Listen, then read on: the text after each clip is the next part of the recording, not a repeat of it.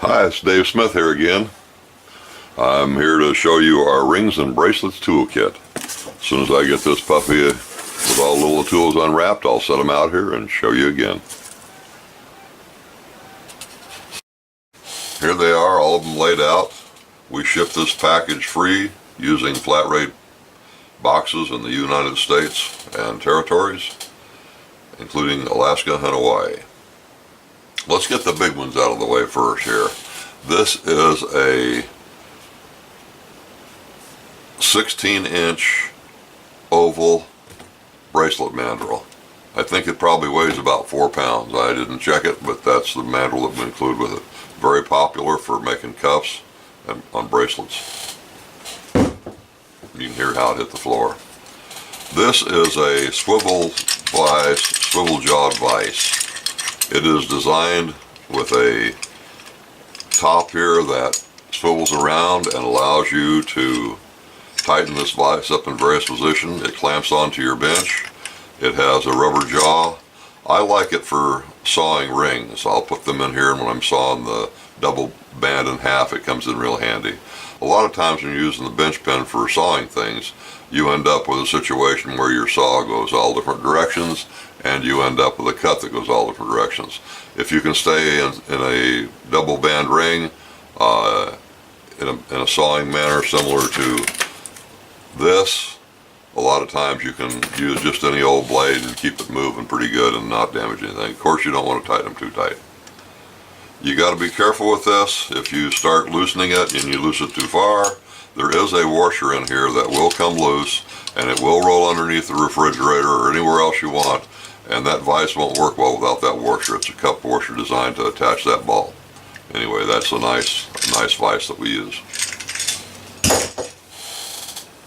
Alright, I think I can get a little closer in here.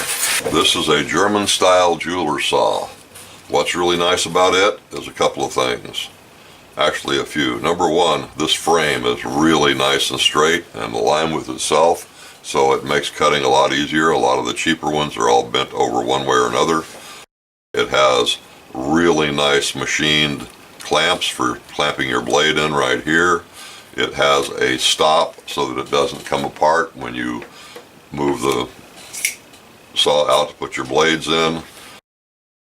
And best of all, that I like the most about it is it has an adjustable end over here to keep tightening your blade as it stretches and gets looser in your tool, because you got to keep that thing pinging. If you don't, it's going to break the blades on you real bad.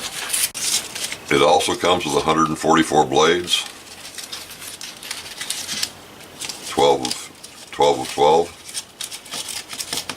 Sure it does. Let's get them back in the box. Don't you just want to reach through the camera sometimes and tell people what to do? This is a 9-face texturing hammer. It has 9 different heads that bolt on. There's a few of these out there in the world, and some of them are really, really cheap. Ones like this typically are a little bit higher quality. With these 9 faces, you can do a lot of things. This particular face that I'm tightening on here right now, I have over 6 patterns that I teach in my classes that particular head can make.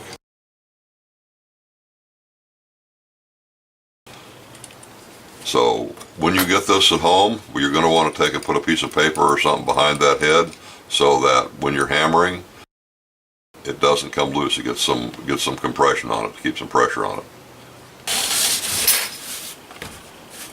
This is called a wrap and tap pliers.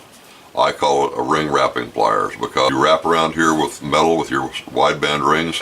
One of the things that you get is a nice flat even wrap so that the ends meet really nicely together. Whereas when you're using a tapered mandrel and you push things around that, your ring ends up being tapered on the inside, and then you have to tweak it to get them to come together right. If you're using a wideband and you try to do it on the ring mandrel, most of the time you end up with a really nasty looking joint. I call them ring pliers. This is been called a wedding band or a wide band ring sizing tool. A lot of folks' fingers are a little bit different size. There's a narrow band ring sizers also, like for a single band ring.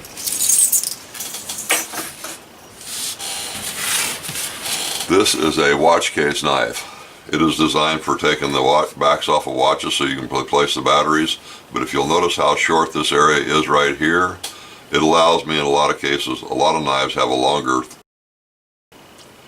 edge than that, and they're a lot thinner, and when you try prying on things with them or working with things with them, they'll either break or mar the surface. I use this to spread the band on rings when I'm making them. So they're getting like a dual band.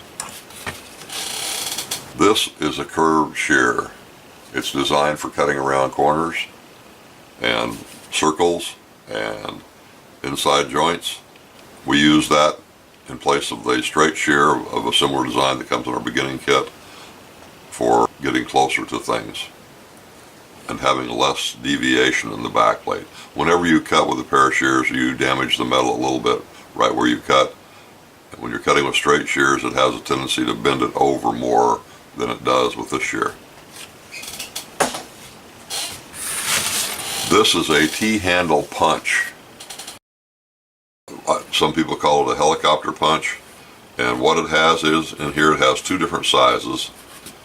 I believe they're 1 millimeter and 2 millimeter, so that you can put your metal in this jaw here and screw that screw down to knock a hole in the metal that you have underneath.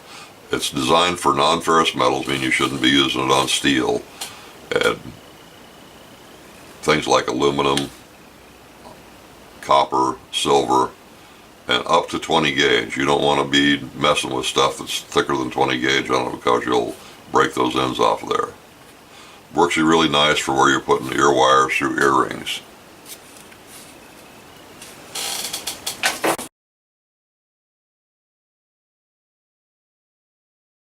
.99 punch for marking your jewelry. You can see it there, I believe, if you look pretty close.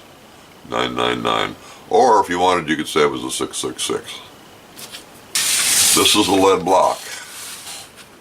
When you are stamping things that are round and you hit them on a bench block with your hammer where you're hitting with your stamp, it makes a dent on the opposite side that's really, really nasty because of the shape of what it is that you're hammering into.